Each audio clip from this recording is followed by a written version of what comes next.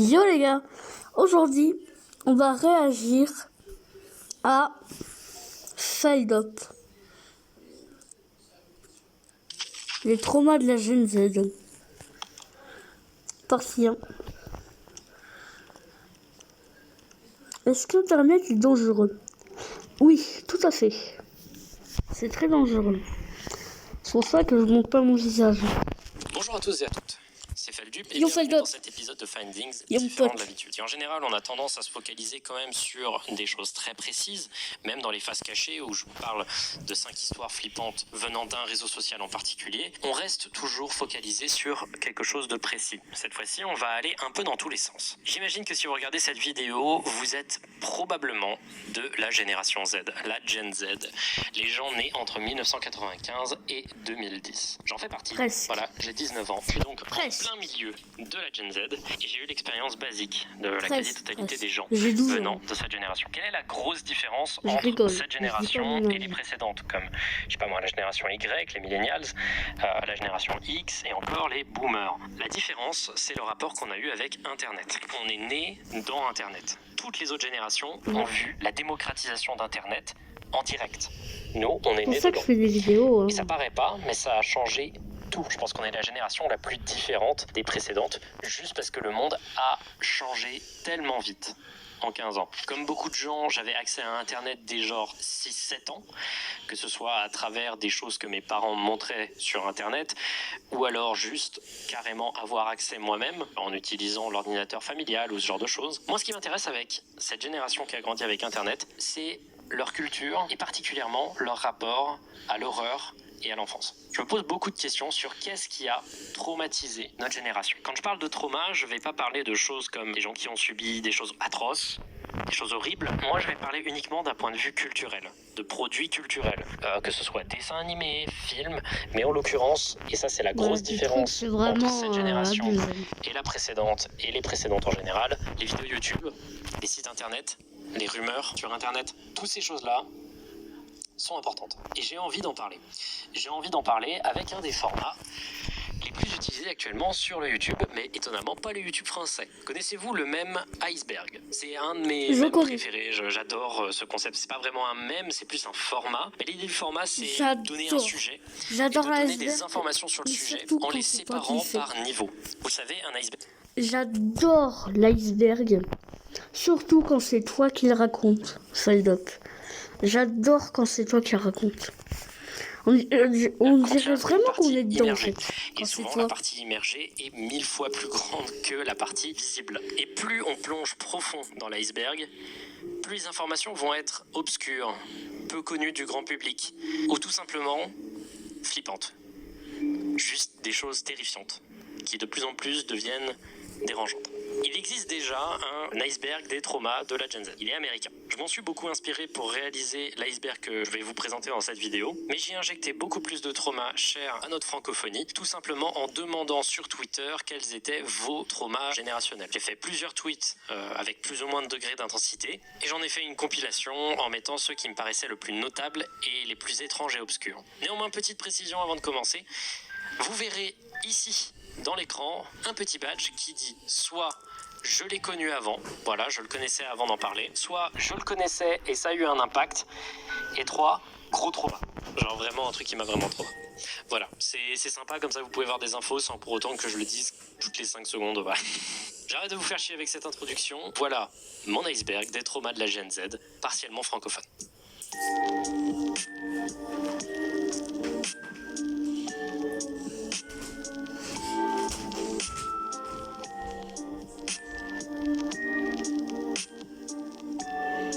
Oh là là.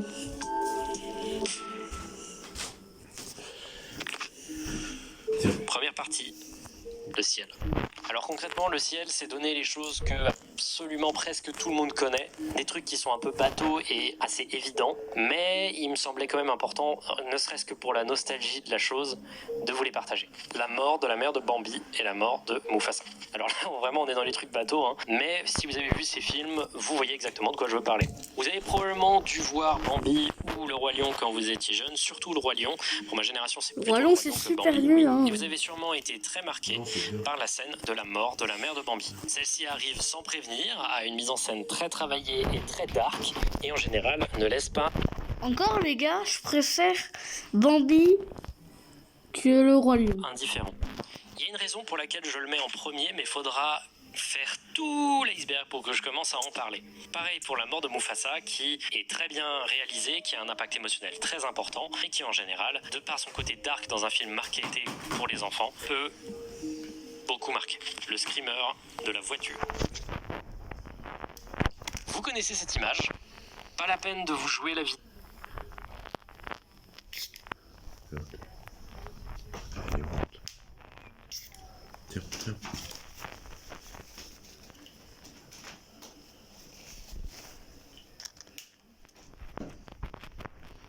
Je connais ce truc. Je vous spoil pas trop, c'est un truc de café. Une boisson énergisante, on va dire. Vidéo en entier, vous savez probablement ce qui se passe à la fin. Je l'ai vu comme beaucoup de gens. C'est un et jumpscare. ça m'a beaucoup marqué. C'est un des premiers screamers qui est devenu viral très tôt sur internet et que presque tous les gens autour de mon âge ont vu. Moi personnellement, c'est un membre de ma famille qui me l'a montré pour faire la blague. Et en général, il était plutôt partagé partout sur Facebook et sur YouTube. Il y a eu énormément de réuploads. Il s'agit d'une pub pour une boisson énergisante allemande qui s'appelle Café, et ces pubs ont été source de critiques énormes étant donné que des screamers étaient particulièrement violents et que si j'ai bien compris, ça passait à la télévision. Vous avez peut-être vu des variantes de la pub de la voiture, notamment avec le couple qui s'embrasse, qui pareil a beaucoup choqué et marqué les gens. Mais toujours dans les screamers, on va continuer avec le labyrinthe ou la souricière. Celui-là Ah est oui, légendaire, Scary pas Maze besoin de jouer Game, n'importe je quel connais screamer ça, hein. pour que des titres comme Scary Maze Game, La Souricière ou plein d'autres vous viennent en tête. Il s'agit d'un jeu flash très simple où on doit bouger son curseur dans cette sorte de labyrinthe quand un screamer du visage de la fille dans l'exorciste apparaît. Vous avez dû y jouer, peut-être, ou voir une vidéo sur le sujet. Soit c'est un ami qui vous présente le jeu sans vous dire que ça va être Les gars, l'exorcisme, c'est vraiment... un screamer, soit vous avez cliqué dessus en comprenant pas vraiment l'objectif du jeu, ou alors vous avez vu des compilations de gens y réagissant. Mais vous avez forcément entendu parler de la souricière, ou alors du Scary Maze Game, c'est comme ça que je le connaissais. Le jeu est attribué à un certain Jeremy Winterrode, qui l'aurait créé en 2003 en le publiant sur son site sous le nom Maze. Mais dans la case screamer, on peut aussi mettre la chaise qui bouge,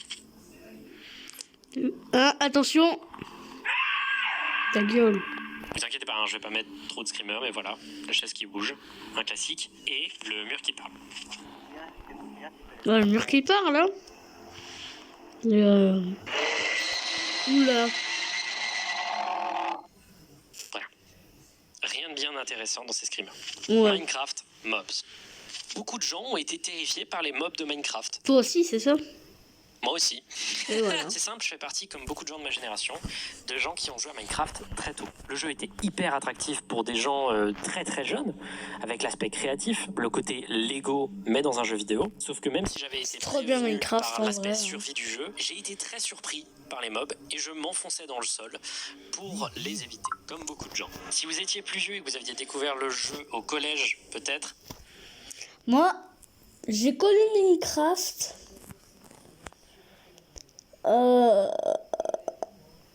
Quand j'étais genre tout petit. Mais genre tous mes potes ils ont connu Minecraft mais genre après même Roblox hein. J'étais le premier à connaître ce truc-là. éventuellement que ce serait les Enderman ou les Ghast qui vous auraient fait peur. Moi ça me fait pas flipper à part les caves. Ce qui me fait flipper moi c'est les grottes.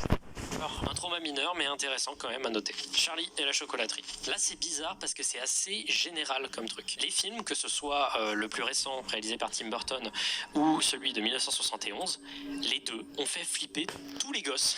Si vous vous demandez pourquoi, la plupart du temps je vais mettre des screenshots au lieu de mettre des passages vidéo pour les films et les trucs, c'est pour éviter de me faire claim. Mais voilà, vous avez au moins des petites images pour vous dire de quoi je parle. Dans la version de 1971, que ma génération connaît beaucoup moins, il y a particulièrement une scène appelée le tunnel de la terreur, où Willy Wonka amène les familles qui ont eu le ticket d'or dans une rivière souterraine de chocolat. La scène est véritablement cauchemardesque et montre Willy Wonka entrer dans une sorte de transe bizarre. C'est jamais vraiment trop expliqué pourquoi il agit comme ça, et c'est vraiment creepy pour le coup. Moi, il y a le film de Tim... Celui que je connais c'est L'autre, là. Burton que j'ai particulièrement Il vu a peut-être le montré. étant jeune. Et comme beaucoup de gens, j'ai été traumatisé par l'aspiration d'Augustus Gloop dans la première scène. Mais en Moi, je général, connais toutes celui-là. les exécutions d'enfants, parce que connais concrètement, c'est ça, hein, chaque fois qu'un enfant meurt, enfin du moins c'est l'impression que ça donnait à l'époque, c'était plutôt terrifiant. Mais il y a particulièrement un truc qui revient tout le temps. La scène du chewing-gum. Violette qui se transforme en myrtille après avoir mangé un chewing-gum et qui avant ça gonfle énormément, ça, pareil, trauma énormément de gens. Et ça va revenir souvent, les déformations de corps font partie des trucs les plus cités. Slenderman. Le Slenderman est probablement la seule... Au fait, Slenderman, c'est un peu comme dans Marble Hornets. légende urbaine dont l'origine est Internet qui a dépassé Internet. La légende aujourd'hui a une ampleur incroyable, vraiment. C'est devenu une légende urbaine. Énormément de gens, même des gens qui ne traînent pas souvent sur Internet, connaissent le Slenderman, que ce soit à travers, je ne sais pas moi, des films, des séries, mais aussi les news, parce que oui, il y a eu un cas de meurtre inspiré par Slenderman, ou que ce soit juste par du bouche à oreille. La créature est ultra connue et il me semble presque inutile de vous la présenter à ce point-là. Ça a été pour les gens de mon âge un trauma important. La peur de croiser Slenderman dans une forêt, au détour d'un virage, le jeu Slender qui a terrifié des tonnes de gosses, toutes les creepypastas, toutes les légendes, toutes les fausses vidéos qu'il aurait filmées, les vidéos de fans, etc. Ce qui est fou, et vous le savez peut-être probablement déjà, c'est que tout ça vient d'une seule personne à la base, un certain Eric Knudsen, aka Victor Surge. Avec que deux images. Du forum Something Awful créa la créature avec seulement 2 montages photos. Bref, ça fait partie du folklore d'internet, c'est essentiel, mais ça a trauma beaucoup de gens.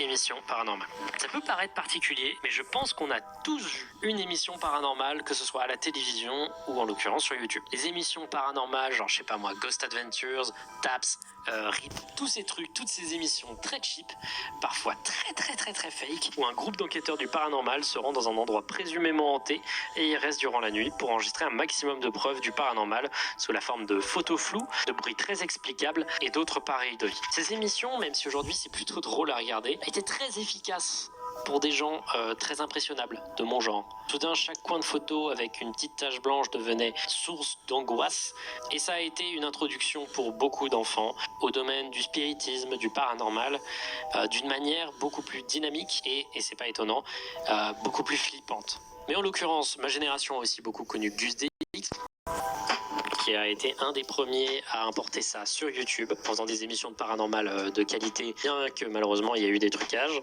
Mais il avait également fait un tribute, une sorte d'émission de fiction sur Minecraft. Cette émission s'appelait Beyond Minecraft, et à l'époque ça m'avait bien impressionné. C'était une émission mimiquant ces émissions de chasseurs de fantômes sur Minecraft, et c'était étonnamment très efficace. Dead Bart.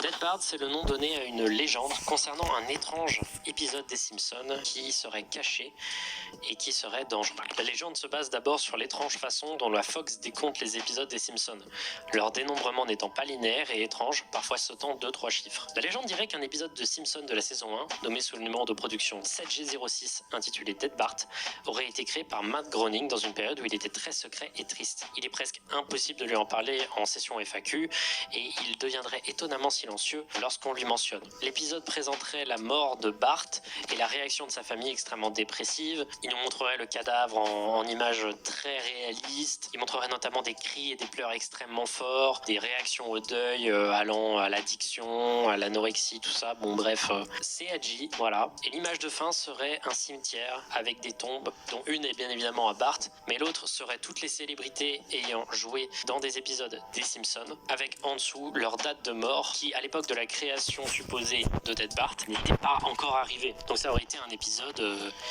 comment dire, divinatoire. Bon, vous avez compris, c'est une creepypasta, une histoire qui se propage sur internet comme un peu une rumeur ou une légende urbaine. Ça fait partie d'un nombre assez important de creepypasta pas folles sur des épisodes de dessins animés interdits et flippants, et celle-là est particulièrement notable. On va en avoir plein d'autres dans la liste, certains un peu plus profonds dans l'iceberg, donc attachez vos ceintures, hein, on n'est pas près d'avoir fini avec ce genre de truc. Jeff the Killer. Toujours dans le domaine des creepypasta, Jeff the Killer est littéralement la chose qui a été le plus mentionnée quand j'ai demandé sur Twitter ce qui vous avait traumatisé étant enfant. C'est une creepypasta se centrant sur le personnage de Jeff, enfant qui à l'âge canonique de 12 ans, devient un tueur après l'injuste emprisonnement de son frère Liu à l'âge de 11 ans. Alors vous allez vous demander que fait un enfant de 11 ans en prison et je vous répondrai que c'est une des creepypastas les moins bien écrites du monde. C'est une catastrophe. Alors pourquoi tant de trauma? Déjà car l'idée d'un tueur collégien dans la rue toujours en train de courir qui te tue en te disant endors-toi pouvait marcher quand on était jeune, mais surtout les images. Il y a des images de Jeff the Killer, en particulier celles-ci, qui ont beaucoup infiltré l'inconscient collectif. Ces images sont un peu ridicules aujourd'hui, mais elles ont terrifié des millions de gosses, au point que quand je l'avais mis dans une de mes vidéos, certaines personnes m'ont dit « Hey, préviens avant de mettre des screamers », alors que moi je pensais juste que c'était une image qui faisait pas peur, quoi. C'est juste une image vaguement creepy et très datée. Non, ça a énormément marqué les gens, au point que certaines personnes ont des réactions presque traumatiques en la voyant. La creepypasta est vraiment mauvaise. Je l'ai d'ailleurs lu en live avec Becca et j'ai pu rafraîchir la mémoire de beaucoup d'entre vous. C'était une catastrophe, mais ça reste un des points les plus importants de notre génération. Je suis sérieux à propos de ça. Five Nights at Freddy's. En 2014, Scott Cotton, développeur de jeux vidéo indépendant ayant du mal à finir ses fins J'adore FNAF. mois, sort Five Nights at Freddy's, un petit jeu d'horreur sur Steam. Dernier espoir pour son développeur. Il ne s'y attendait peut-être pas, mais ça allait devenir l'un des plus grands succès de l'histoire du jeu vidéo, tout court, et une sensation mondiale. Aujourd'hui, le premier jeu est légendaire, et ici je ne parle vraiment que des jeux. On parlera un peu plus loin d'autres aspects du jeu qui ont éventuellement plus traumatisé les gens, mais qui sont également un peu plus obscurs. Les jeux en eux-mêmes sont particulièrement flippants. Je trouve que le premier est toujours aussi légendaire, toujours aussi efficace. Les autres, c'est un peu plus anecdotique. Sauf peut-être le quatrième qui, je trouve, est l'un des plus effrayants de toute la série. Le fait de devoir se défendre en tant que gardien de nuit dans une pizzeria contre des animatronics visiblement hantés, c'était brillant. Et surtout, il faut mentionner le chara-design de ces animatronics qui est pareil et brillant. En particulier Bonnie dans le premier jeu, qui encore aujourd'hui donne des cauchemars à certaines personnes. Les jeux sont toujours très efficaces et il y a une sorte de réappréciation pour ceux-ci qui réapparaît depuis quelques temps. C'est mérité pour un jeu qui a souvent été associé avec la cringe culture et c'est cool de voir des gens pouvoir apprécier un truc sans devoir se forcer de trouver que c'est gênant. SCP. Si vous êtes baladé sur internet pendant suffisamment longtemps, vous devez avoir d'une manière ou d'une autre entendu parler des SCP et en général de la fondation SCP. Il s'agit d'une légende Je connais. autour d'une fondation secrète gouvernementale qui chercherait des créatures paranormales pour les capturer, les contenir afin de protéger la société. La légende commence en 2007 quand un utilisateur anonyme sur le board paranormal de 4chan poste cette photo accompagnée d'une sorte de rapport autour de l'entité paranormale nommée SCP-173, une statue qui ne bouge que lorsque l'on ne la voit pas. Ça a envoûté énormément de gens.